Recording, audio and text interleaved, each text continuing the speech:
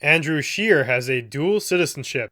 I'm Marco Perri. Welcome to the Perri platform.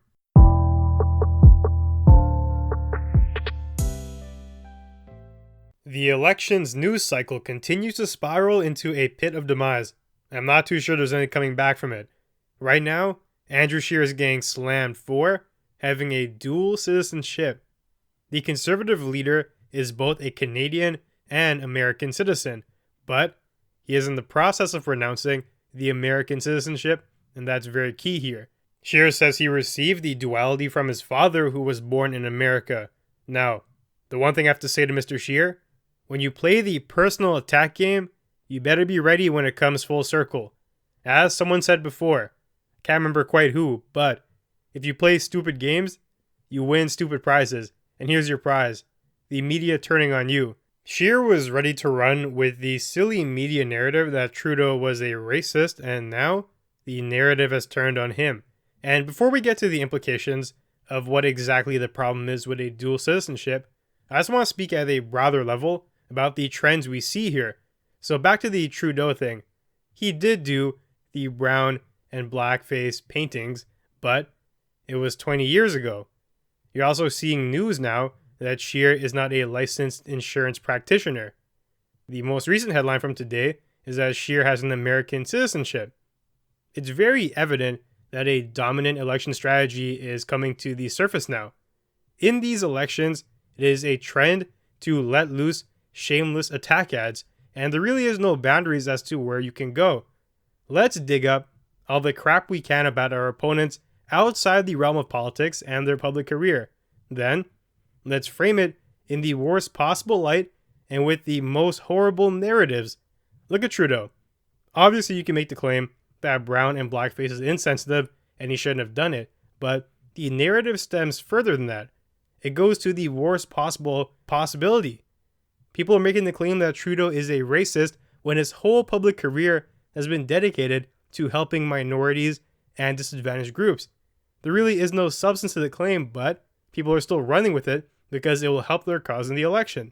There isn't any room for tolerance there. It's just immediately attributing the worst possible motivations to the person who is guilty of the supposed crime here. The same thing is happening to Andrew Scheer here.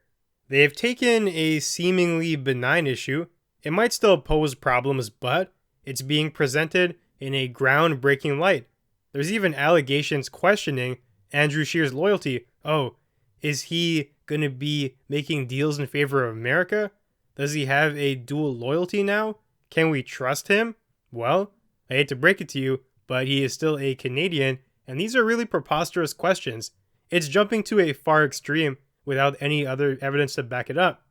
As I mentioned before, though, Scheer did this to Trudeau. He jumped to those extremes when it benefited him, and now people are jumping to the extremes at his hindrance, and he has to eat it because he did this himself. And to be fair, every politician did jump on the Trudeau hate bandwagon, except for Maxime Bernier, who was the most real out of them all when it came to that particular issue.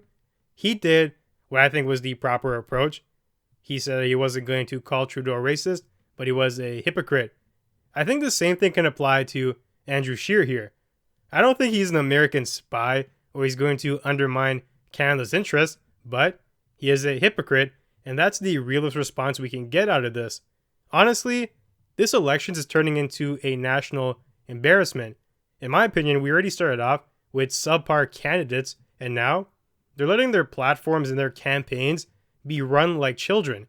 They're really acting like immature people here, and they're hasty to get the attack ads released.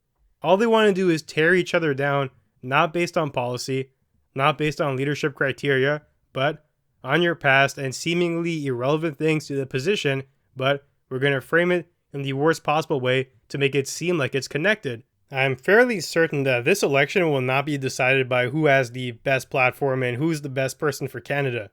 The winner will be the last PM candidate standing because the opposition will be trying to literally tear each other down and diminish you into a pile of nothingness. They're going to come at you by exposing facts, and I will give it to them. They are facts outside of the scope of the office to make the person seem undesirable to vote for, regardless of anything related to the actual post. Is this a groundbreaking issue? Scheer having a dual citizenship? The answer to that is no. Partly why it's no is because he is in the process of renouncing the American citizenship anyways. In a couple of weeks or months or days, depending on how fast he can get it done, it will be a non-issue, though I will give it to the other side because of the possibility of a conflict of interest, but we have to look at the particular context here. Scheer has been in the Canadian parliamentary system for a long time. He may be paying American taxes on his income due to having that citizenship, but there really isn't any other evidence here that he has this loyalty to America and he'd be willing to undermine Canada. We can't just make that claim without evidence.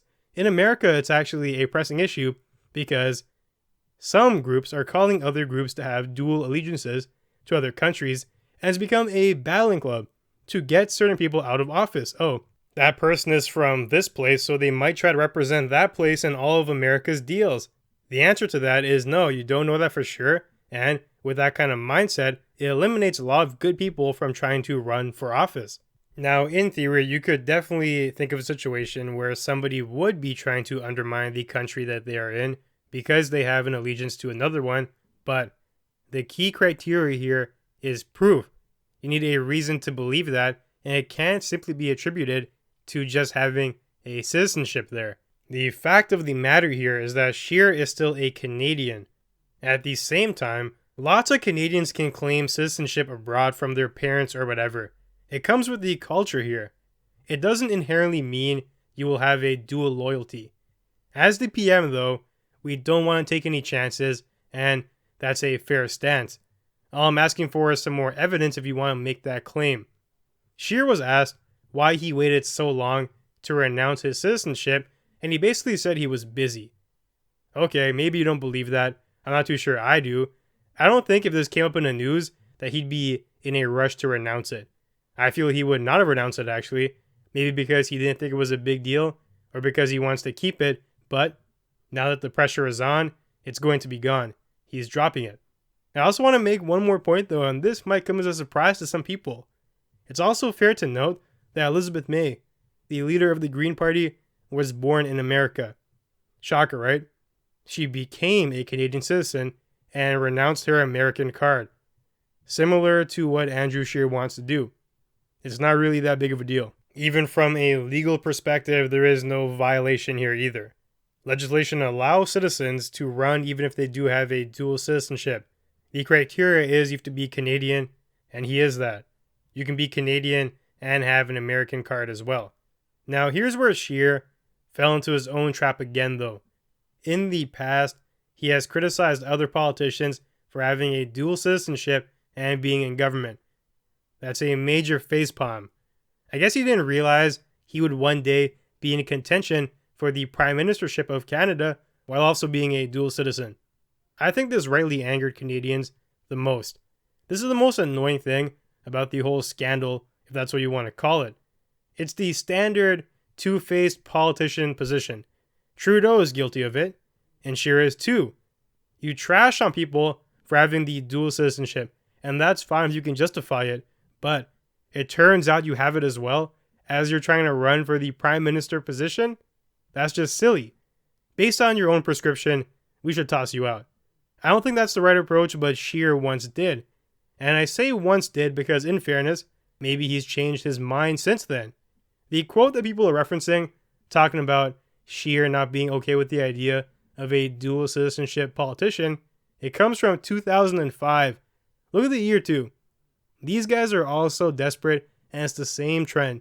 Dig up stuff. This comes from over a decade into the past, and these politicians and whoever is organizing these campaigns wants to use it to describe Scheer today. Obviously, it's silly for him to make such an outlandish claim while being a dual citizen himself, but we still don't know if he's changed his mind. Maybe he has. Maybe that's something we should ask him. Some reporters have, but that's not the prominent narrative here today. It's that, oh, Scheer is an American, but they're missing the whole other side of the story with some logic and some reason. I don't like the precedent regardless of this, whether or not if you agree with the condemnation or the fact that he does have that dual citizenship. This goes back to the image that Scheer has constructed for himself, though. It's very interesting. I've been saying it from the start. Nobody really knows much about Andrew. He's kind of an anomaly. His platform, his experience, and even his stances on certain issues are often shrouded. You have to dig to really understand what he's doing. There is actually a lot of surprises to be had because we just don't know that much about him. And that same essence is clear even when he's doing things like debates. He's good at deflecting questions. He's not really answering things, honestly, or truthfully. Now people have proof about things and they're trying to figure him out, I guess, in some sort of way. He's coming off as someone who's either dishonest or not willing to tell the entire reality of something. I'm also referencing the insurance drama when I say that, but I don't want to touch too deep into that whole issue. The bottom line here is that a seemingly benign problem is being presented as an election shaking one, and we've seen that repeatedly already. It's rather silly. Narratives are spinning out of control, and the toxicity of politics continues to unfold in Canada. The golden rule here, and what you should take away, is that these guys are trying to weaponize shame. When you do that, you create a platform and an environment where the only people who can thrive are those who are shameless. Do you want psychopaths running for government? Because those are the only people who will not feel bothered by you digging into their past and finding stuff. Any decent human is going to feel bothered by this and they'll ask themselves, why get into politics? Because it is so toxic. That is not a landscape that we want to foster here in Canada, especially if we want the best for ourselves going into the future. So, that's about it for today. Thanks for joining me, and if you enjoyed the content, be sure to leave a review and share. You can also find me on Twitter at Perri Platform. I'll see you soon.